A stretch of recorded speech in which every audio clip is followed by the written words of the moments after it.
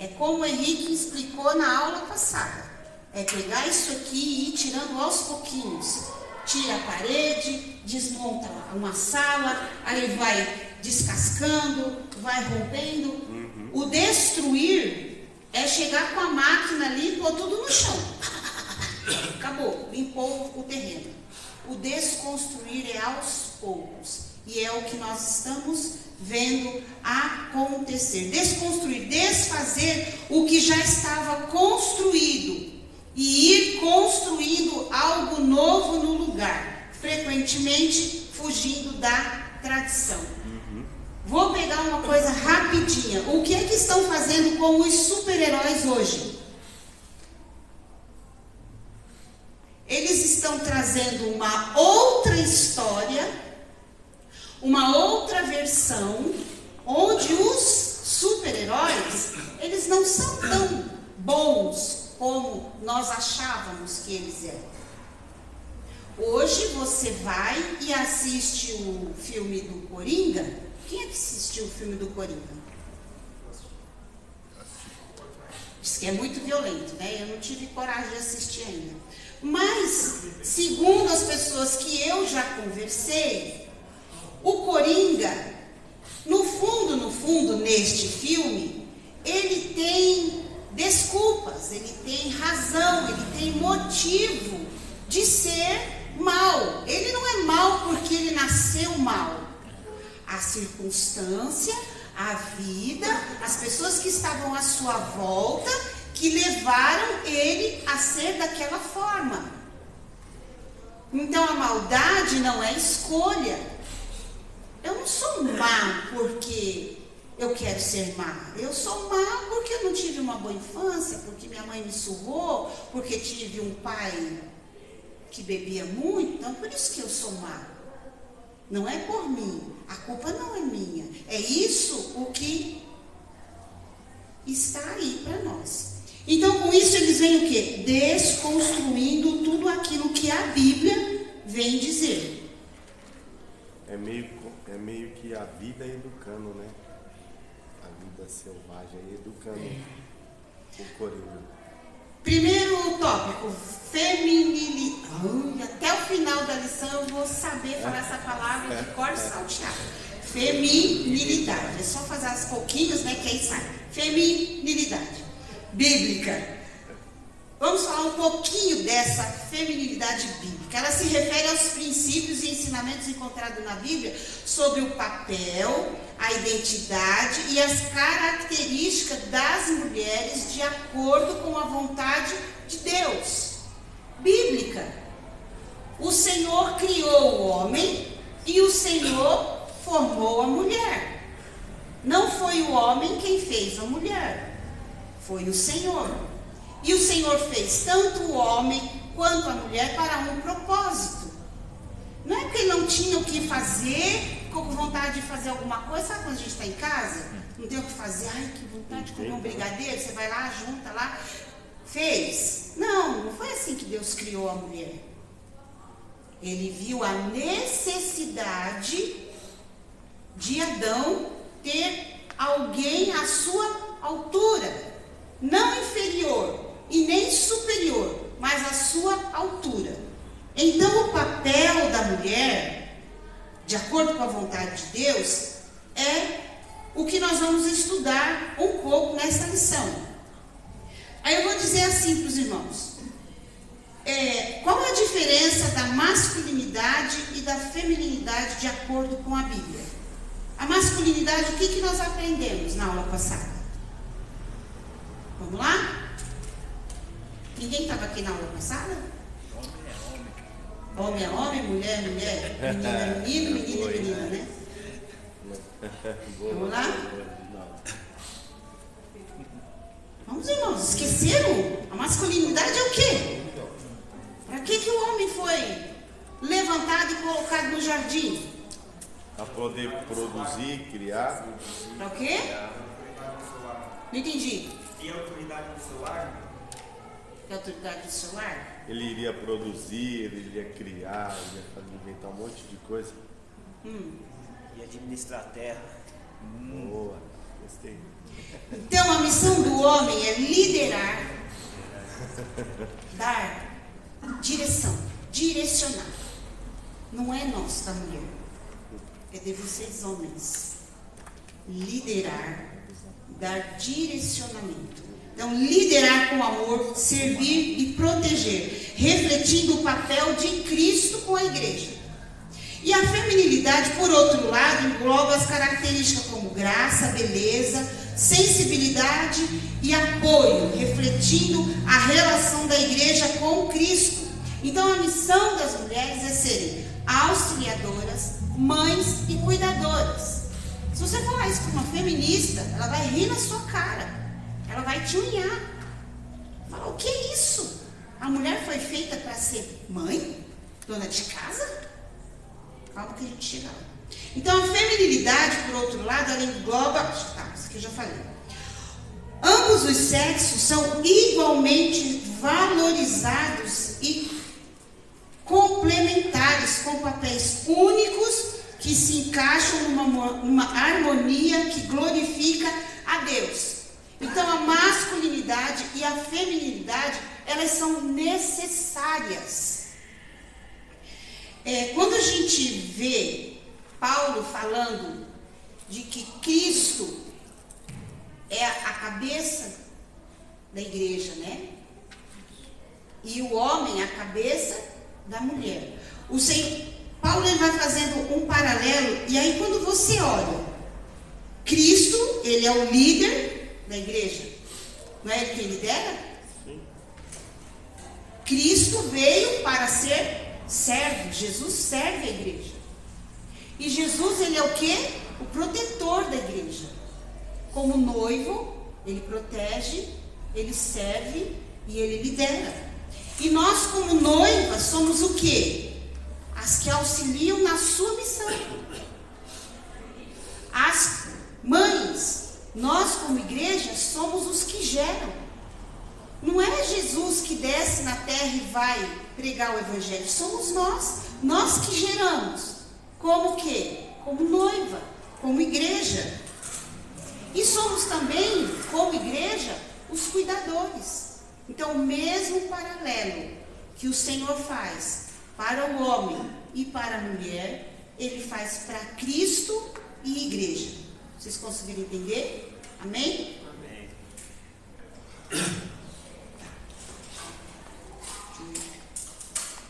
Então, na feminilidade bíblica vem a criação divina da mulher. O homem e a mulher foram criados à imagem de quem? Deus. Na ordem da criação, Adão foi criado antes de Eva. Em seguida, o Criador conclui: não é bom que o homem esteja só. Assim, Deus criou a mulher a partir da carne e dos ossos do homem. Gênesis 2, 21, 22. Por isso, Adão a identificou. Esta será chamada varoa. Portanto, do varão foi tomada. Gênesis 2, 23. Meu Deus, o que eu escrevi aqui? Não sei o que eu escrevi aqui. No ato criativo, a imagem divina foi distribuída sem distinção entre eles, fazendo-os iguais diante do Altíssimo. Então, quando Deus cria o homem e cria a mulher, ele cria a mulher à sua imagem e semelhança também, dotada de vontade, personalidade, poder para criar e poder para decidir. Essas são umas das semelhanças que nós temos com Deus. Certo? Deus, ele tem vontade, ele tem personalidade, ele tem poder de criar e de decidir. E ele também nos fez assim. Ele fez o homem desta forma e também fez a mulher. Então a mulher, ela não foi feita para ser o capacho do homem. Hoje eu não sei se ainda tem homem assim, mas eu conheço alguns, em algum tempo, que era de bater na mesa e falar: aqui é do meu jeito e acabou. O homem da casa sou eu e pronto.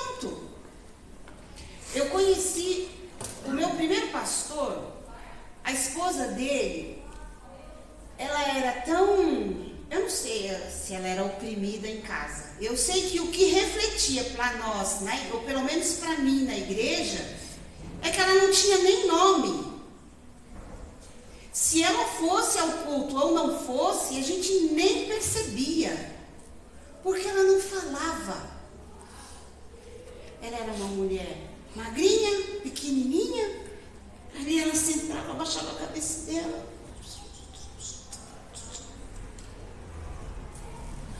Tudo quem decidia, quem fazia, quem escolhia, quem ia, quem via, quem não ia, era o pastor. Pois é. Mas isso há 40 anos atrás.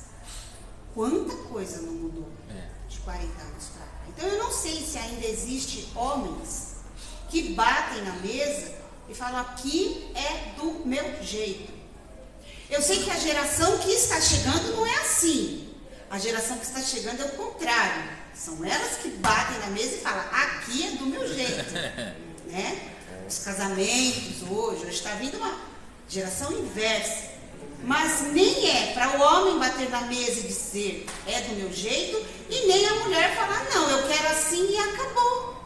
Mas só que tá vendo Não hoje. foi assim que o Senhor Hoje fez. essa mulher que escolhe tudo, que faz tudo, se não for assim, não pode, não dá, não vai ser. Mas a gente discutiu isso umas aulas atrás, que é o homem que está permitindo, né? É, exatamente. Eita. A decisão dele. Então, Mariana, tem como você pôr para mim 1 Coríntios 11:11? Deus vê o homem e a mulher como seres iguais. A mulher não é a imagem do homem, e sim de Deus. Então, Coríntios 11:11, não é Coríntios, né? É Coríntios. Todavia, nem o homem é sem a mulher, e nem a mulher é sem o homem no Senhor. Então, nós estamos na mesma proporção. Deus, quando olha do céu para a terra, Ele não vê a Lígia, gênero feminino. A Lígia ou o José, gênero masculino. O macho, a fêmea. Não, ele vê criatura. Ele vê, essa é a minha coroa. A Bíblia fala que o homem é a coroa da criação. A humanidade é a coroa da criação. Não é o homem sexo masculino, é o homem humanidade. Então nós precisamos entender isso e viver isso nas nossas vidas. Porque se nós entendermos qual é o papel da mulher, qual é o papel do esposo, o papel do homem, o papel do marido, cada um fica dentro, não é bem dentro do seu quadrado, mas saber a sua função no quadrado, a coisa flui e vai fluindo muito bem. Então vamos aqui.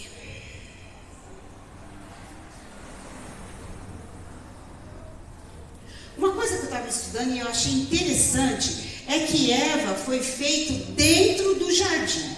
Enquanto Adão, diz a Bíblia que o Senhor foi criando, e aí ele foi no pó da terra, formou Adão.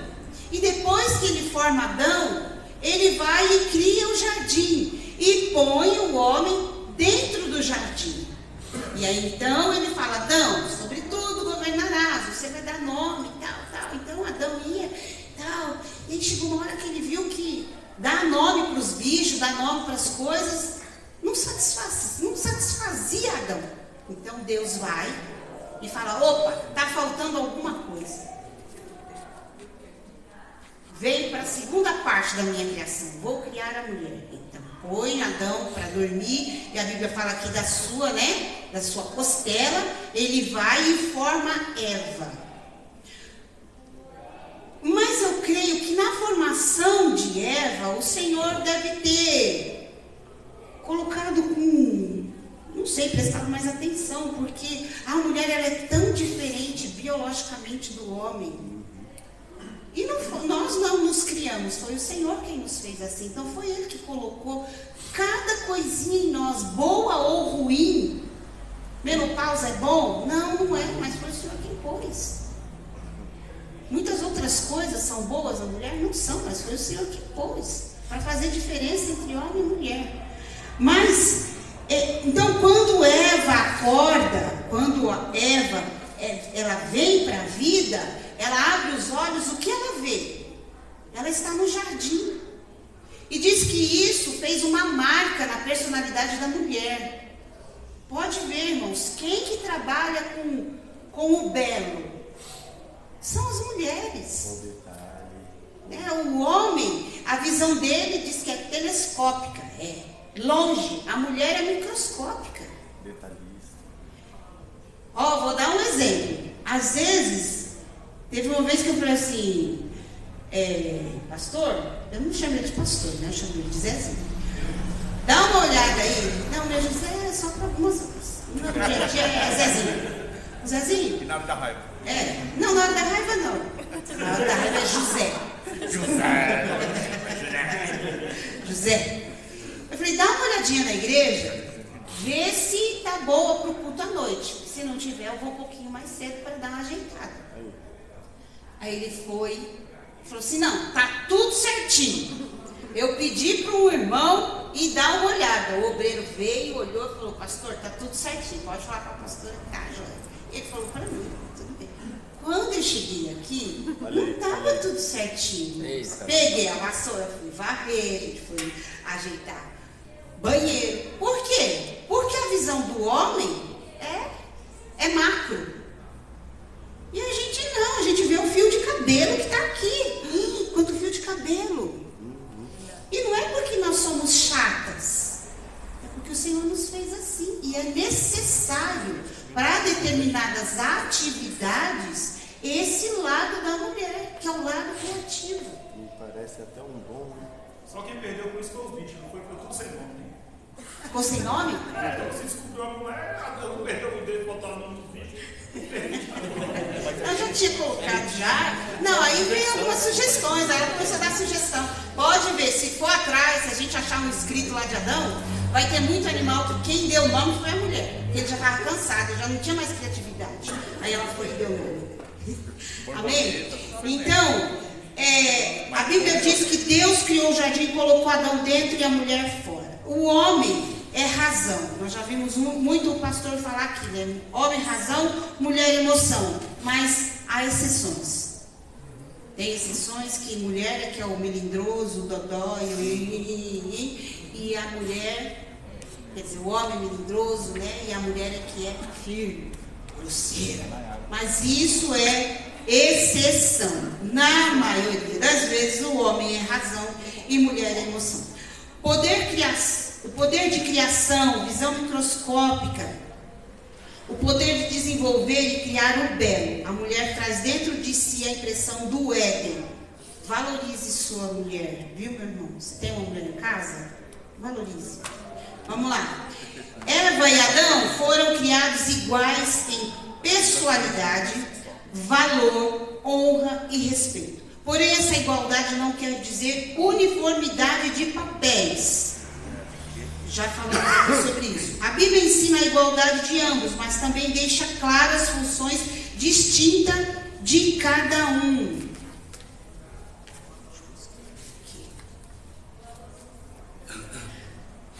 A bênção da maternidade. Então, nós já vimos aí que a criação da mulher, ela é divina.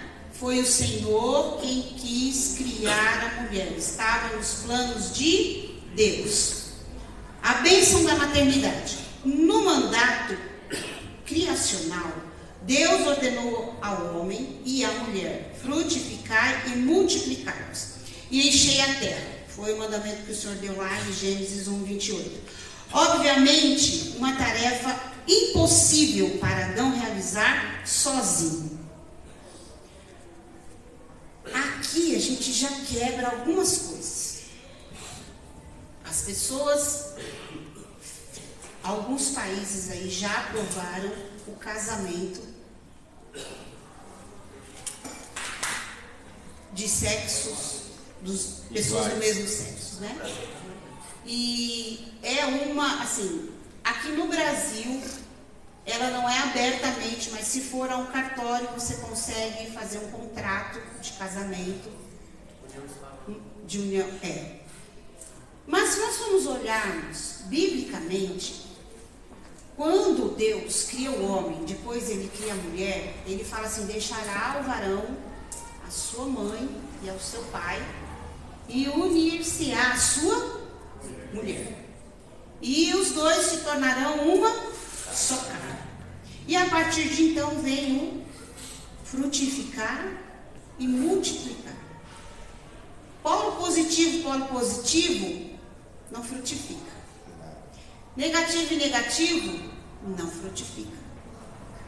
Pega 100 homens, ou 10 homens, e põe numa ilha. Deixa lá, durante 50 anos. Pode até ser que daqui 50 anos, se esses homens não tiverem uma idade avançada, estarão lá os 50, ou menos, não mais. Pega uma ilha, põe 50 mulheres lá, volta daqui a 50 anos, você vai ter ou o mesmo número de mulheres, ou menos. Pega outra ilha, põe 50 pessoas lá. Aí você pode misturar, mas tem que misturar. Mas você põe 25 homens, 25 mulheres para não dar briga. Volta daqui 50 anos. A ilha vai estar vazando gente. Só 2 homens e 25 mulheres. Não. Pode parar com essa história. É um para cada um. É um para cada um. Deus não fez 2 Evas, fez? Quantas Evas Deus fez? Uma Eva para um Adão. Acabou a história. É só para motivo de procriação, pastor. Não, nós não somos animais. Mas é o... Animal que a gente põe. Vai se pôr lá na ilha. Um procriador para um monte de fêmea. Um só já procria bastante. Mas eu entendo. Nós somos raça humana. Então, irmãos, o que eu quero dizer aqui? Que é impossível. A tarefa para multiplicar, ela é impossível para um sexo só. Então, casamento é homem e mulher. As pessoas podem até decidir viver 2 mulheres juntas, viver 2 homens juntos. Pode decidir a escolha deles. Deus dá o direito de escolha. Ele dá. Deus não mata. Não escolheu o que eu fiz, eu vou matar. Deus não faz isso. Ele dá o direito de escolha. Mas isso você não pode dizer que é um casamento. Porque o casamento, ele vem para quê? Para ter a multiplicação, a frutificação. Então vamos dar sequência aqui. Assim a mulher foi criada com a bênção da maternidade, com a função de ser esposa e mãe. Adão a chamou de Eva, porquanto ela era mãe de todos os viventes. Desse modo, o papel natural da mulher inclui a dádiva da procriação, de cuidadora do lar e dos filhos. Hoje, existe um pensamento, jovem, aqui nós temos Duda e Mari. O restante são mulheres, tem a Fabíola também. Né? O restante todas casadas. Há um pensamento no dia de hoje que a maternidade é um empecilho na vida da mulher. A maternidade vem para deformar o corpo da mulher. A maternidade vem para sugar e fazer com que a mulher seja paralisada nos seus objetivos. Tanto que a maioria das mulheres estão deixando para ser mãe depois dos 30, 35, 40. Por quê? Porque elas já estudaram, já alcançaram a sua independência financeira, já estão estabilizadas no local de trabalho, numa função elevada. Aí então, algumas vão querer ser mãe. Outras descartam. Mas o Senhor nos fez, meninas, para ser mãe. Tudo bem, não é que se você não for, então você não é mulher. Não. Mas nós fomos criadas para gerar. O Senhor nos deu o privilégio da maternidade. O homem pode ter muitos privilégios, mas ele não tem nem emoção, ele não consegue sentir e saber o que é ter um ser dentro dele, o que é amamentar. Pastora Lídia, com licença, eu queria falar que pela mulher não querer deformar o seu corpo ali já como nova e fazer o que manda a Bíblia, né? Eu coloco isso como vaidade e capricho. Sim. Do dia a dia da sua vida. Sim, com certeza. Pastor, esse é um pensamento que tem, que começa lá fora, né, no feminismo, né? Mas ele é um pensamento que tem hoje atingido muitos casais cristãos.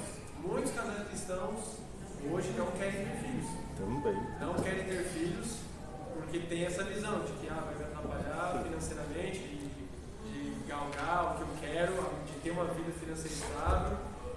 Hoje até se pensa muito antes de ter filho. Antigamente a primeira coisa que se pensava quando casava era em ter filhos. Hoje em dia já, não, eu preciso terminar minha faculdade, eu preciso não sei o quê, eu preciso alcançar tal nível para depois eu ser pai, eu me tornar pai, me tornar mãe, enfim, ter um filho. E hoje a gente vê que o cristianismo, né, ele tem perdido a fé, o protestante tem perdido isso até para os muçulmanos. Os muçulmanos, eles levam isso à risca, né? Eles têm 7, 8, 10, 12 filhos. E enquanto isso, o casal cristão tem 1, 2, isso quando quer ter. E a gente vê o quanto isso tem impactado na igreja, porque enquanto os crentes não têm filhos para passar uma herança espiritual, a herança da palavra, o ensino da palavra, aqueles da próxima geração, os outros das outras religiões ou do mundo por aí estão aí, tendo filho e colocando na cabeça deles o ideal dessa geração atual. Só que tem planejamento familiar que prejudicar tudo isso aí, né? Porque você fazer filhos... Não, o planejamento familiar é saudável. Sim, é saudável. O planejamento familiar é uma coisa. Mas se você olhar... Muitas decisões dessa de não ter filhos vêm disfarçadas de planejamento familiar. Não, mas o planejamento familiar é importante. Eu falo assim, por exemplo, porque assim, antigamente era muito mais difícil ter filho do que hoje. Tudo bem, mas assim, se você pegar as leis muçulmanas de lá de fora, não se encaixa dentro do Brasil. Não, é totalmente independente. É só uma comparação. Eu acho o brasileiro totalmente desorganizado em relação à vida. Antigamente era muito mais difícil se ter filho do que hoje em dia. Se manter filho era muito mais difícil antes do que agora. Por que antigamente? Materialmente falando. Materialmente era mais difícil. Para criar era mais fácil. Para criar mais fácil.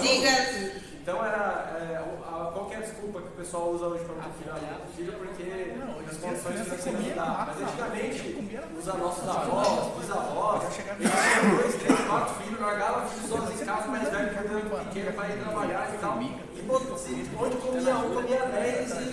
Eu não estou dizendo assim, é que é romantizar isso, mas o planejamento familiar é importante, sim, mas muita decisão de não ter filhos vem muitas vezes disfarçada de planejamento familiar. É que a maioria das pessoas... Que responsabilidade dos pais antigamente não se compara com os pais de hoje, não.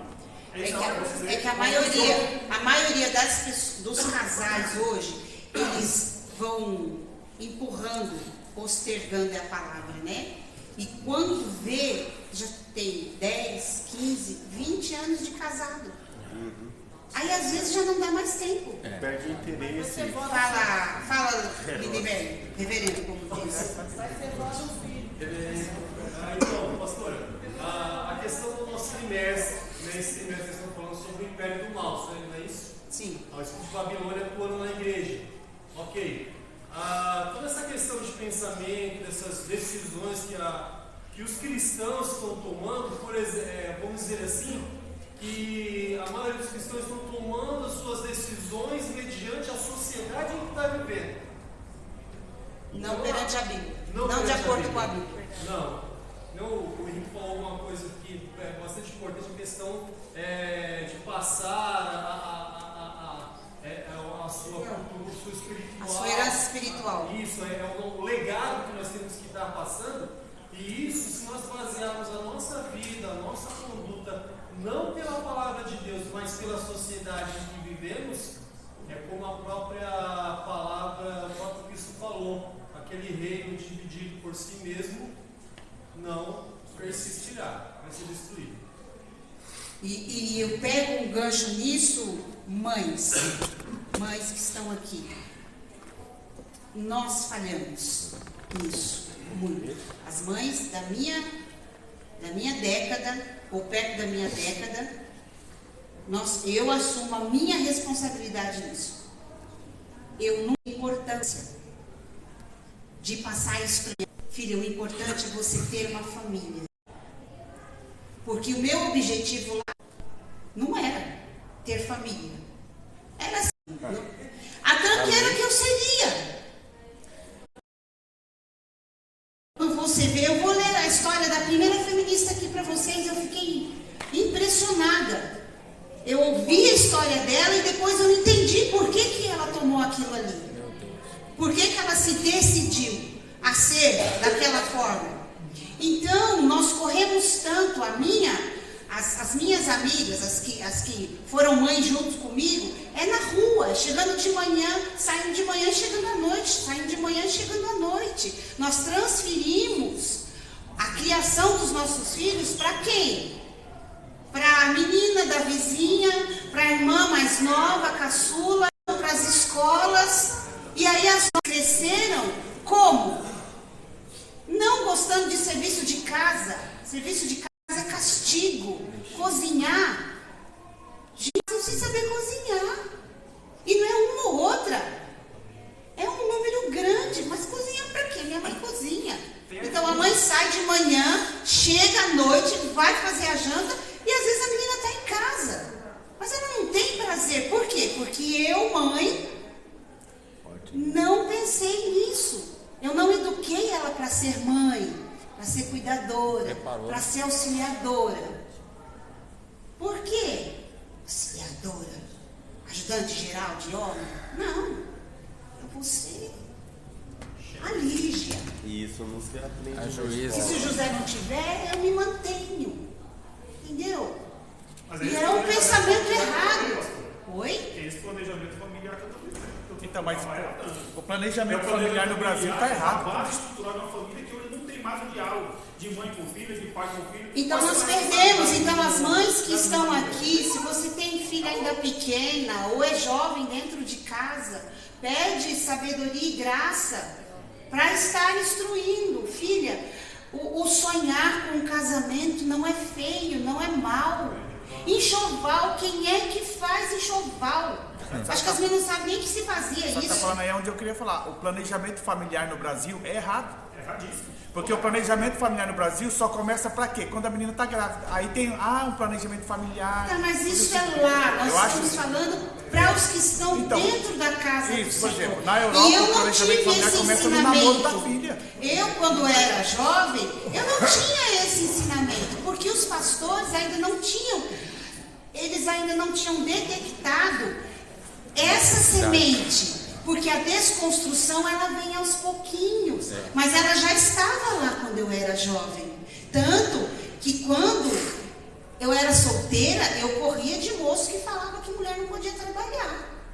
Uma vez me rodeou. Não, mulher minha não trabalha. Eu falei, opa, saí da Leão da Montanha aqui. Que eu vou ficar lavando, passando, cozinhando e homem mandando em mim. Esse era o meu pensamento, irmãos.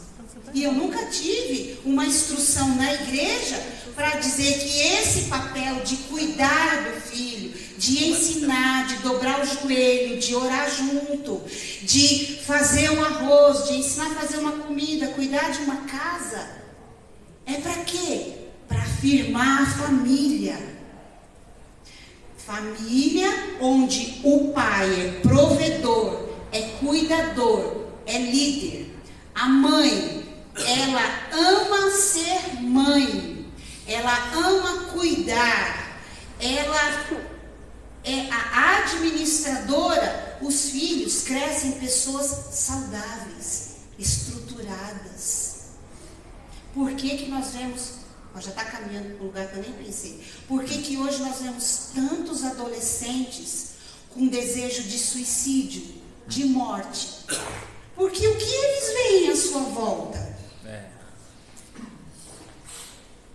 Vamos continuar. A bênção da maternidade. Então, mamães aí de plantão, cabe a nós passar o privilégio da maternidade. Maria, depois Como seria isso se eu não conheço o homem? O anjo falou, acalma, né? Eu creio que ele deve ter falado igual o pastor James. No final, tudo dá certo. Fica em paz. Tudo dá certo, né? Tudo dá certo. E Maria descansou. Maria vai e faz o quê? Um cântico de agradecimento ao Senhor por ela ter sido escolhida para gerar o Salvador, o Messias, o Emanuel. Então, a maternidade é uma bênção que o Senhor deu para as mulheres. E o que as ativistas, o ativismo, a sociedade, o sistema que está aí hoje quer dizer que não. Meu corpo, minhas regras. Eu tenho que ter o sexo livre, fazer quando eu quiser, com quem eu quiser, da maneira que eu quiser. E se vier uma gravidez, eu interrompo, porque o corpo é meu. Isso é o que fala lá. E é falado tanto em todas as áreas que as nossas meninas, as nossas jovens, elas são bombardeadas 24 horas com essas informações. Meninas pequenas, nos desenhos, novelas, filmes, séries, são bombardeados. Aí não adianta ficar 7 dias. Nós temos 7 dias na semana, 24 horas por dia. Quanto tempo nós estamos aqui na casa do Senhor? Quantos cultos nós dedicamos na casa do Senhor? Tem gente que vem à igreja uma vez na semana, no domingo à noite. É pouco, né? 1h30. Aí como você vai concorrer com os outros 7 dias da semana, se a gente separar 1h30 para estar na casa do Senhor, pensando nas coisas do Senhor? E isso quando nós pensamos nas coisas do Senhor. Isso quando nós não chegamos aqui, pegamos o abençoadinho, né? E viajamos. Estamos aqui só de corpo, porque a alma e o pensamento está Aqui longe. se alimenta mais, a carne e o espírito, né? Você está alimentando. Vocês já ouviram uma mensagem de um colega meu, um pastor, ele falou exatamente isso. Ele falou, a Anitta está lá fora. Aí ele falou assim, a igreja precisa subir o nível de intelectualidade dela, nas ministrações, ser mais incisiva e direcionada no que ela precisa ministrar, tanto para crianças, quanto para jovens, adolescentes e adultos. Porque lá fora a gente tem influências, né? A frase que ele usou foi, a Anitta está lá 7 dias por semana falando, ensinando as suas adolescentes, ensinando os seus jovens, as suas jovens, que o corpo dela é dela, ela faz o que ela quiser, que ela pode ter relação com quem que ela quiser, etc e tal, que isso é bonito, que isso é saudável. E aí quando ela chega na igreja, ao invés de ouvir uma palavra que confronta isso, ao invés de ouvir uma palavra que direciona ela a fazer o contrário, ela ouve que ela está recebendo uma machado.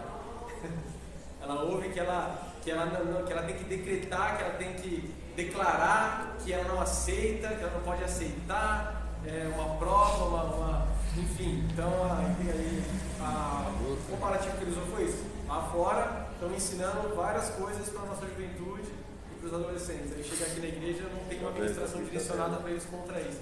Aí houve uma ministração que recebe uma chave. Não, irmãos, mas a igreja sozinha não dá conta. Ela precisa dos pais em casa.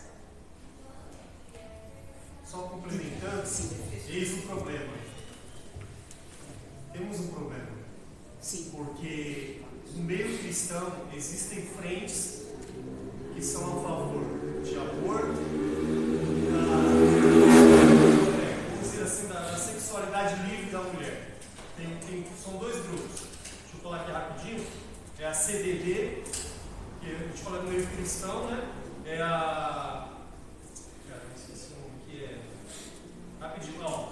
São católicas pelo direito de decidir. São católicas. E tem a FELA, que é a Frente Evangélica pela Legalização do Aborto. E a maioria delas são formadas por pessoal da Batista, não formada por pessoal da Batista, não pelo contrário, são irmãos abençoados. Mas essa frente, ela é direcionada, ela é dirigida por, a maioria delas por evangélicas da Igreja Batista. Então, irmãos, se nós não acordarmos nossos filhos vão estar achando que estão servindo a Deus e apoiando esse tipo de pensamento. Porque eles vêm com uma força tão grande que, como Isaías fala, a verdade passa como mentira e a mentira como verdade. Então vamos dar sequência aqui, senão não vou chegar acho que nem no segundo tópico. Então a importância do cuidado, isso aqui, das mães, né? Mulher como auxiliadora. A mulher foi criada para ser auxiliadora do homem. Nesse caso, o termo auxiliador também é empregado para se referir a Deus. Portanto, auxiliar não é algo depreciativo, e sim uma nobre função de ajuda e socorro. Eu fui ler algumas coisas e diz que lá no hebraico a palavra ezer e kenegdo tem o significado desse auxiliar, né, ou auxiliadora.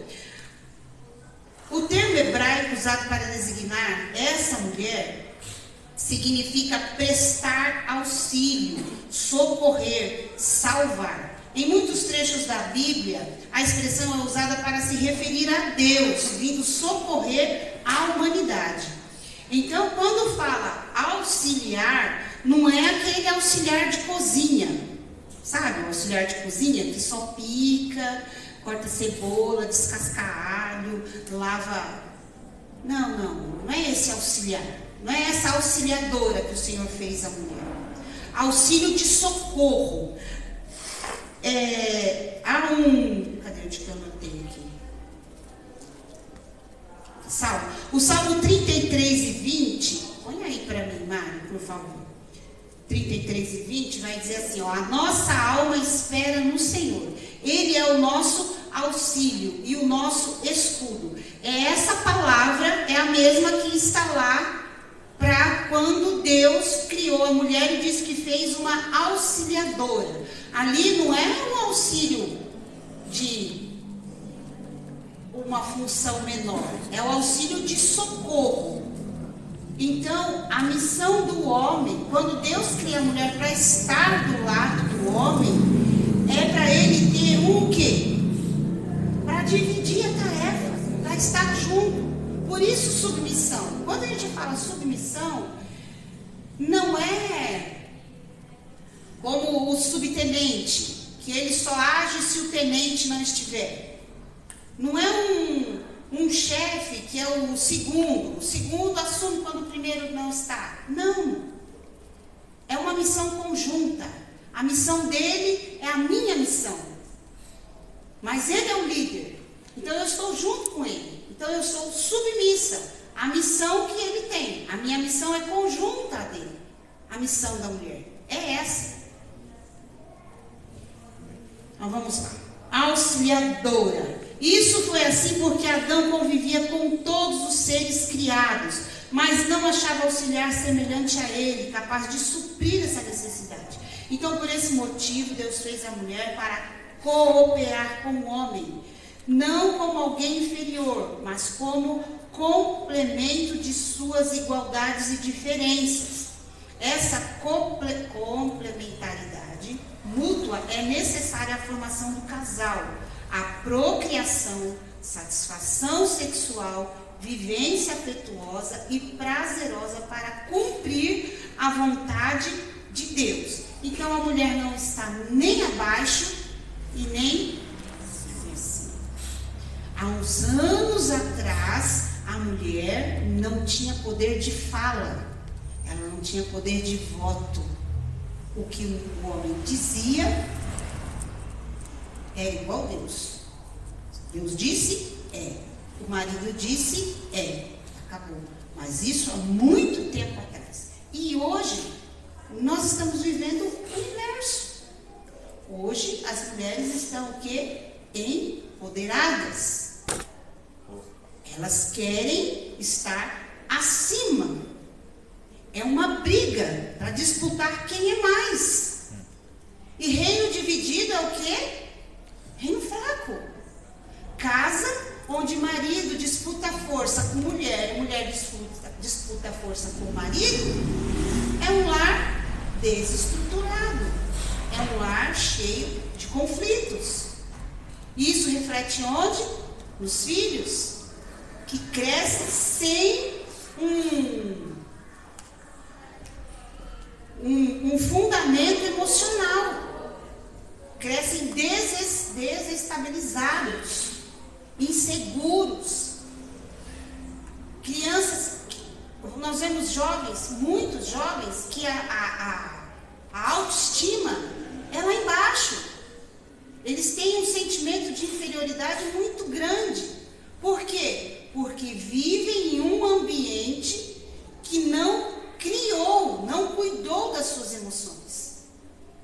Porque nós não somos formados só de comida e bebida e de carro legal e de celular e de tablet e de televisão, LCD, não sei o que, quantos cai. E videogame, PlayStation e os stations da vida. Não, é muito além disso. É muito além disso. E às vezes a gente só dá conta disso quando nós chegamos na idade que eu estou. Depois que você já viveu tanta coisa. E que se eu pudesse, eu fazia assim, apertaria um botão do REC, fazia zzz, e voltaria lá, quando eu estava grávida. Eu ia fazer tanta coisa diferente do que eu fiz. Eu ia correr menos. Eu ia prestar mais atenção na minha filha. Eu ia valorizar o material menos. Porque às vezes a gente corre tanto, irmãos, de ter uma casa melhor, de ter um carro melhor. Não, mas é para os meninos. De ter uma escola melhor. Não, porque tem que estudar lá não sei aonde. E a gente corre. E a vida faz assim. E a gente não consegue ter momentos prazerosos, momentos que marquem emocionalmente os nossos filhos. Passeios. Mesa. Ou cama, como uma irmã que eu fui fazer uma visita, ela disse que é a beira da cama. Achei tão bonito. Ela falava, é a beira da minha cama, que eu e os meus filhos ficamos, e ali nós lemos a palavra, louvamos a Deus, e cada um lê e fala o que entendeu, o que o Senhor falou no seu coração. Nos dias de hoje, isso é relíquia.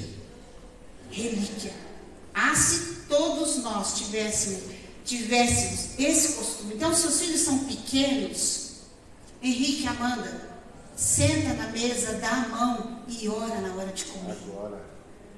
Faz disso um marco na vida do líder. Porque hoje, 2 anos, ele não lembra, mas no subconsciente dele vai ficar lá.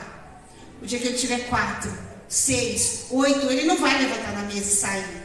Ele não vai falar, não, vem cá, Lia, orar, não. Por quê? Porque já vai estar dentro dele, que na hora do comer, é hora de sentar à mesa, é hora de agradecer ao Senhor aquele momento. Então nós valorizamos aquilo que não tem valor e desprezamos aquilo que é valoroso.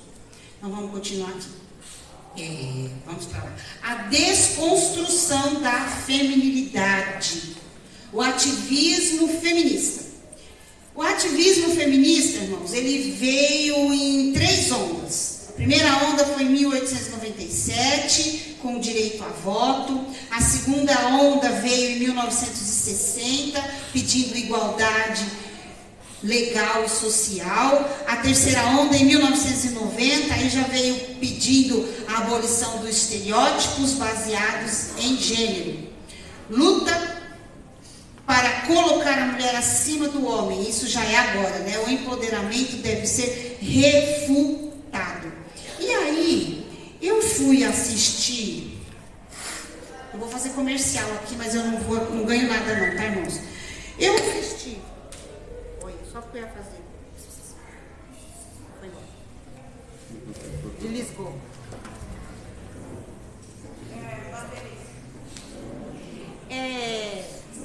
Eu fui assistir Os irmãos já ouviram falar do Brasil Paralelo?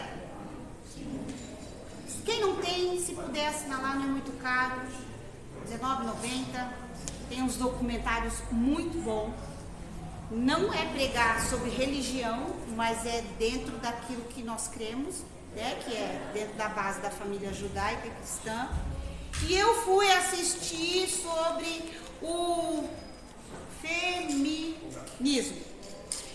E eu vi a história da primeira feminista. Em 1680, veio o iluminismo, começa o iluminismo. O iluminismo começa naquela época em que o povo, aquelas danças com os vestidões, né, as valsas bonitas, né, que às vezes a gente assiste lá de Beethoven, né, aquelas coisas. Então o iluminismo ele vem pregar o quê? Que para a sociedade entrar num concílio, ser melhor, nós tinha que ter uma sociedade baseada na razão, na liberdade e na igualdade. Ou seja, quando ele fala igualdade, ele vem dizer que homem e mulher têm que ser vistos da mesma forma. Os valores têm que ser igual para homem e para mulher. Liberdade é liberdade. Quando fala liberdade, é você não ter restrições. E você tem que agir com a razão. Qual o inverso da razão? Emoção. E se não for emoção? Uma outra coisa. A fé. A fé não é racional.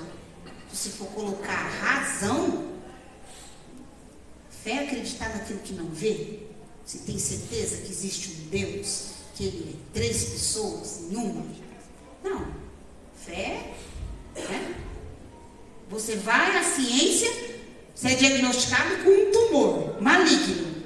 Aí você fala, não, eu tenho fé que Deus vai me curar. E ele cura. Então não tem nada a ver com razão. A ciência diz que você vai morrer, porque tem um tumor maligno. A razão diz que vai morrer. Então ele vem batendo nisso. Então todos os costumes com relação à família, à fé, ela precisava ser mudada. Nasce então a mãe do feminismo, que é a Mary, vamos ver, Wollstonecraft. Esse era o nome dessa senhora. Ela nasceu em 1759 e viveu até 1797. Ou seja, ela morreu, ela tinha 38 anos. Ela escreveu o primeiro livro feminista, que diz as reivindicações das mulheres. Ela dizia assim, que as mulheres eram fúteis e a sua ascensão ela só se dava através do casamento. Então ela entendia que precisava se ter uma educação igualitária para resolver esse problema. Então o que ela dizia? Que os homens eram superiores às mulheres porque eles tinham educação. Os homens iam estudar, as mulheres não estudavam. Minha mãe estudou até a 3ª série. 3º ano na época. E o meu tio foi e tirou ela da escola e falou, não, você já está muito grande, você não precisa estudar. Você é mulher. Agora imagina essa época aqui, 1800, 1700. E aí é que a mulher não aprendia nada. Então a mulher era criada para procriar, para ser fúteis. E essa mulher vem dizer o quê? Que para as mulheres se igualarem aos homens, ou para ter uma igualdade, as mulheres precisariam ir para as escolas. Só que, para que isso acontecesse, teria que se tirar a educação das famílias e deixar que as crianças fossem ensinadas somente pela escola. É o que nós vemos hoje, irmãos. Não dá certo. As mães hoje conseguem ensinar, tendo que sair 5 horas da manhã, chegando 9 horas da noite. Quem ensina nossos filhos? A escola.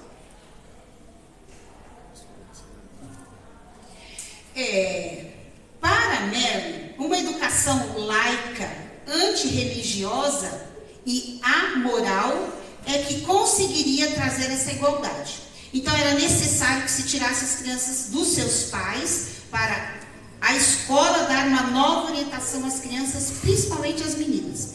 A sua vida pessoal. Ela foi criada num ambiente muito instável. O pai batia na mãe, o pai bebia e o pai gastava muito. Ou seja, ela vivia num lar desestruturado. Ela então se envolveu com um homem que não acreditava no casamento. Ela engravidou e quando ela engravidou, esse cara a abandonou. Isso lá naquela época. Ela viveu na pele que um casamento era ruim para a mulher. E era o que? Opressor. Então ela já tinha vários escritos contra o casamento, contra o ensino que se tinha na época. Passou fome, passou frio, e nesse período ela conheceu homens que desvalorizavam, não davam valor ao casamento, e estimularam ela na descrença do casamento. Quando ela tem a criança, ela morre no parto. Então nasce uma menina. Essa menina chama-se Mary Godwin, que dá sequência nos pensamentos dessa mulher, ou seja, da sua mãe. Nos escritos, ela lia que a mãe detestava a maternidade. Imagina a cabeça de uma filha lendo os escritos de uma mãe que não conheceu, de que ela não queria ser mãe. Como que não fica a cabeça dessa menina? Mas foi essa moça quem escreveu o livro Frankenstein. Já assistiram o filme? Frankenstein? Que o Victor Frankenstein, ele perde um irmão, essa é a história, né? Ele perde o irmão e ele quer ter o irmão de volta, então ele começa a juntar pedaços de corpos, ele junta pedaços de animais e através da eletricidade ele tenta trazer o irmão à vida. Foi essa moça, filha dessa mulher, que escreveu esse livro. Na moral da história, eu nunca parei para pensar nisso, apesar que eu nunca assisti esse filme, só vi pedacinho. A insistência pela superação da natureza, projetada em um ser incompreendido, porque o Frankenstein ninguém consegue entender, porque ele não consegue se comunicar, ele é um monstro, né? E ele foge. O criado pelo patriarca, que não o conhece, que não concede o seu lugar na sociedade, né? Ele, nossa, o que eu escrevi aqui? Estranha. Ele é lançado fora e ele observa uma família, ele aprende a se comunicar com essa família que tem pensamentos diferentes, dizendo que a sociedade oprime a minoria, o diferente. Então, já lá atrás, já vem a ideia do que nós estamos vivendo hoje, né? Que hoje é tudo em prol da minoria, do diferente. Então, a ciência é a ciência querendo se fazer de Deus, dando vida a uma pessoa. Como que um homem pode dar vida a outro homem? Só através da maternidade. Você gera, né? Mas não é você quem dá a vida é Deus. Você só gera. Então, no fundo, o que ele quer dizer? Nós precisamos mudar a essência do homem. Nós precisamos mudar a essência da mulher. E é o que tem acontecido hoje. Hoje você sai na rua, você tem hora que você passa por pessoas que você não sabe se você passou por homem que quer ser mulher ou se é uma mulher que quer ser homem. É distorcido, não é assim que vocês? Vai para São Paulo. Acho que por aqui não tem tanto, mas eu, como quase não saio, minha caminhada é de casa para o serviço, do serviço para casa, casa da mãe e igreja. Então, mas quem vai para São Paulo, às vezes você vê isso, você fica assim, abismado. Tamanha a transformação do ser humano. Está perdendo a sua essência de homem e mulher. Identidade. E aí eu fiquei pensando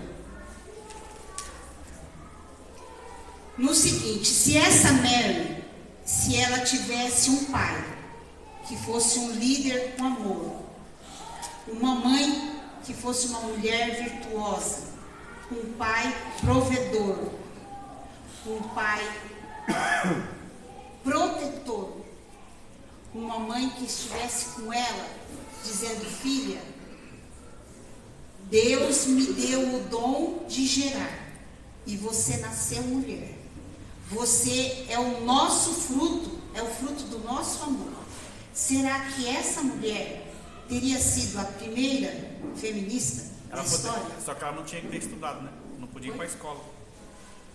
Não, se ela tivesse um lar, pastor Reginaldo, Não, porque a escola hoje desconstrói tudo que a gente, pai e mãe, ensina em casa. Né? Mas se você tem um lar estruturado dentro da palavra do Senhor, o seu filho pode até ir, mas o mundo não leva. Não leva Não nada. é que não leva. Você Muitos também, daqui né? de dentro da igreja vai. Independente do estudo, do que a gente ensina, vai. Mas eu já concordo com a semente plantada desde o começo. Aí é decisão. A gente não pode colocar essa responsabilidade. Porque eu conheço da centenas de pessoa crentes, em cima das costas pastores, do que os filho. filhos hoje... Então, pastor, se a E foi decisão ensinado.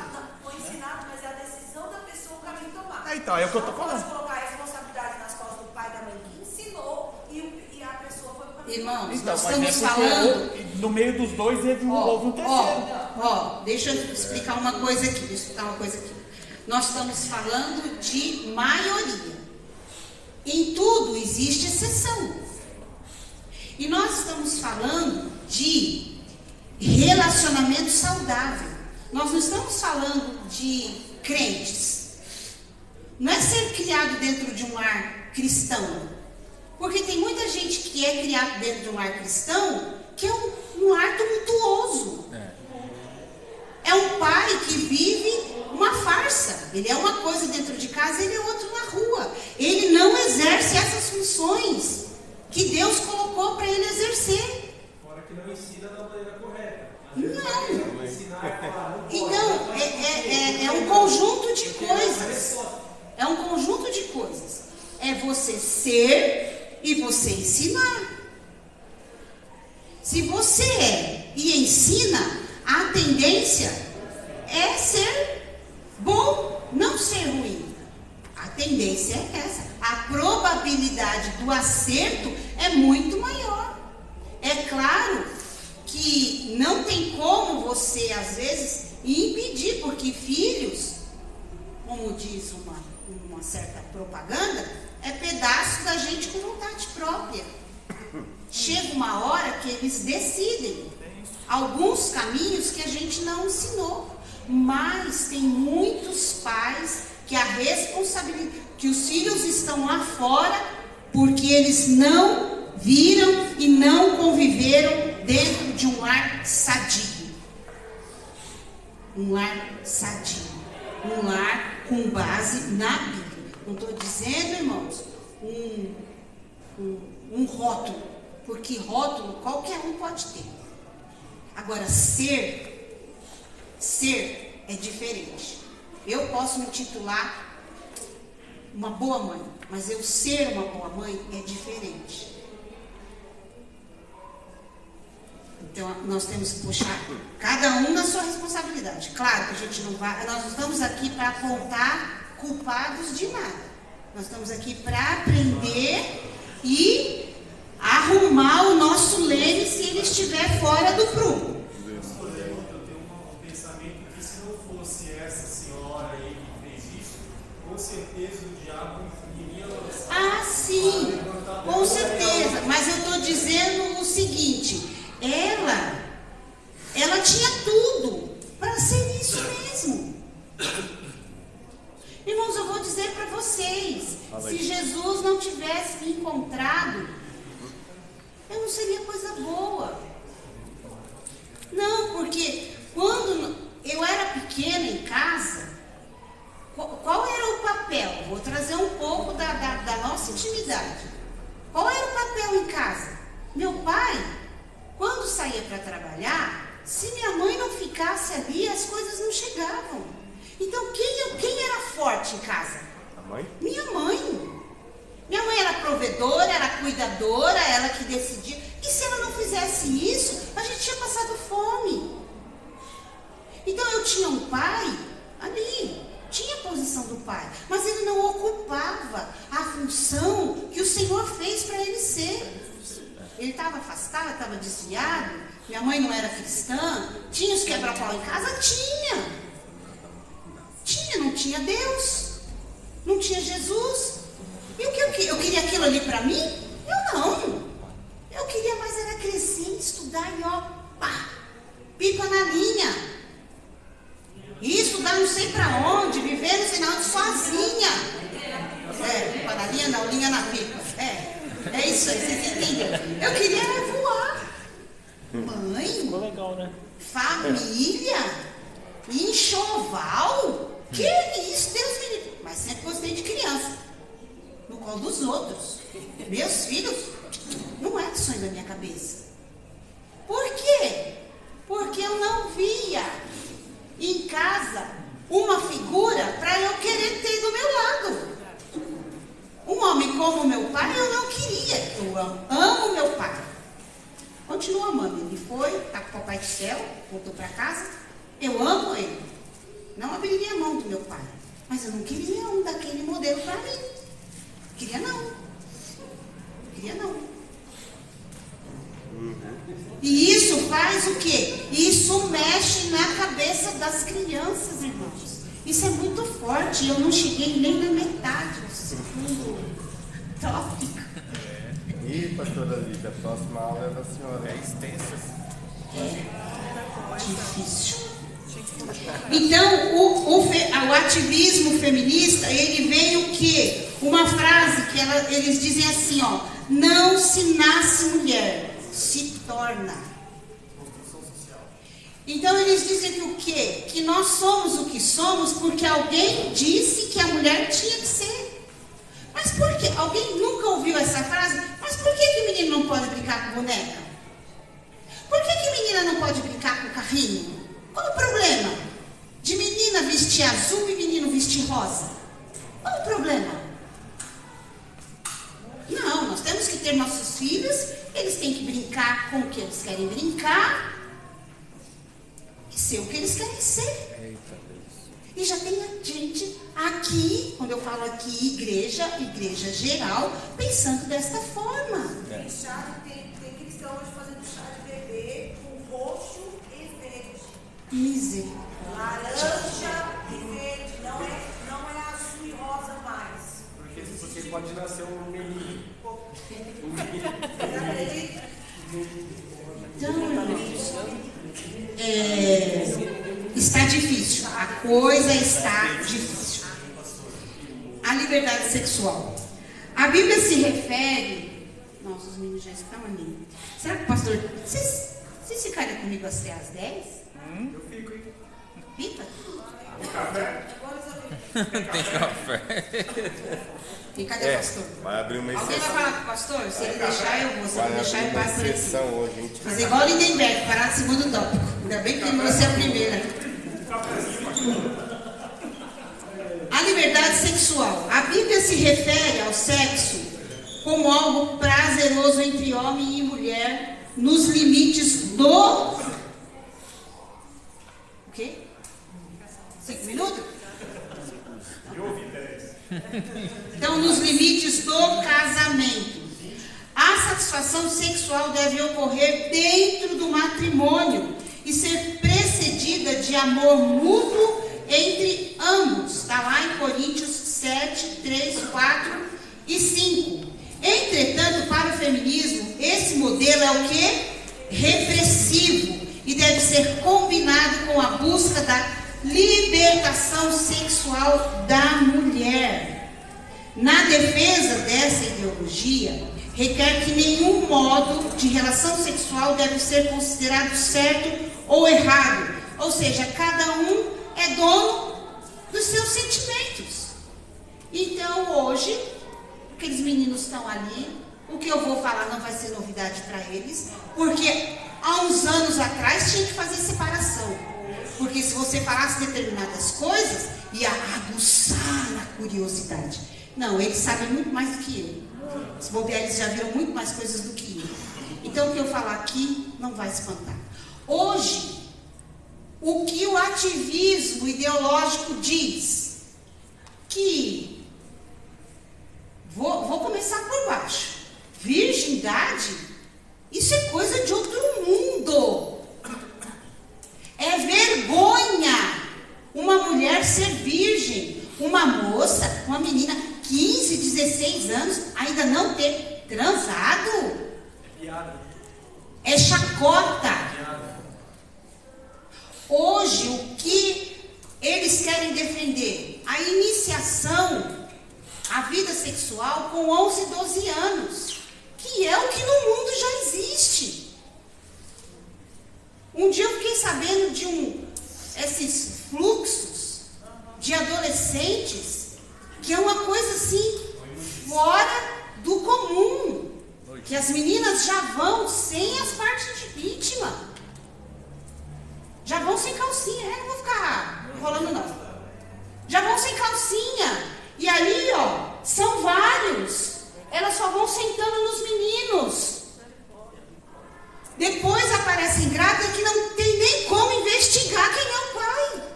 Porque num fluxo, quem está lá? No escuro? Aquelas aquela maconha rolando à vontade, fora as outras coisas. Quem vai saber quem é que estava lá? Mas isso é o legal, é o divertido, é o aproveitar a vida. Casamento monogâmico, coisa de arco da velha. Agora é trisal. O quê? Trisal é trisal. Trisal? O que é isso? É 2 homens, uma mulher é 2 mulheres. Suruba. Eu conheço como suruba. Ah, é uma palavra atualizada. Ah, é casamento. Tá, então não é suruba. Pera aí. Suruba é outra coisa. É casamento. Ah, é casamento. Então, casa-se 3 pessoas. As pessoas vivem em comum acordo como se casado fosse, com suas responsabilidades. Eu já vi uma reportagem sobre isso. Lá no Rio de Janeiro tem até um cartório que fez. Não é poligamia, né? Que aí é o... Isso. Mas vou falar uma coisa para escandalizar vocês. Vou escandalizar. No mundo isso é horrível, não é? Homossexualismo, a prostituição, sexo de várias pessoas, casais que combinam, né? Que é a tal da suruba, as orgias. Mas esses dias eu fiquei sabendo de uma igreja que acontece isso. Casais se reúnem. Vamos lá, pastor Guilherme, vai para casa com a Carlinha. Meu Deus. Desse jeito, irmãos. Dá para ter noção de um negócio desse? Nós estamos vivendo os últimos dias da face da terra. Usando o nome igreja. Um alerta. Se você jejua, dobre o seu jejum.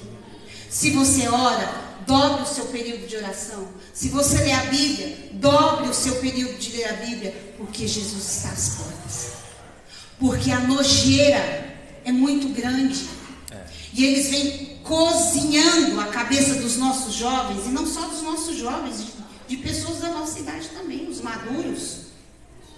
Que tudo isso faz parte da libertação sexual da mulher. Porque a mulher ela é igual ao homem. O homem não pode ter várias mulheres, sair, ficar com uma, ficar com outra, sair na noite. É o pegador, é o bombonzão, né? É o tal, é o garanhão, né? É o cara, chegou. Ele pega todas. Então agora, as mulheres querem igualdade. São elas que papam. Elas que falam, vão comigo e não te quero no outro dia. Não, filho, você está pensando que vai ter relacionamento? Não quero nem saber seu nome. Pode pegar suas coisas e ir embora. Como se isso fosse igualdade. igualdade, pode até ser, mas é uma igualdade para baixo, não é para cima. Destruição. O ataque à família está como nunca esteve. Você não consegue ver mais um filme que tenha uma família tradicional. Tanto que não se pode mais nem falar mais família tradicional, né? Família judaica, o princípio judaico-cristão, que é pai, mãe e filhos. Quando eu fui para a escola, não era lá em Barbacena, não, era aqui em Capamesa, aos 7 anos, a cartilha era Caminho Suave. O Caminho Suave, na frente dela, era pai, mãe e filhos. E dentro disso, a gente tinha as lições, o A de avó, o T de tia, irmão, pai, mãe. Hoje não se pode mais falar isso, porque isso é desestrutural, porque as pessoas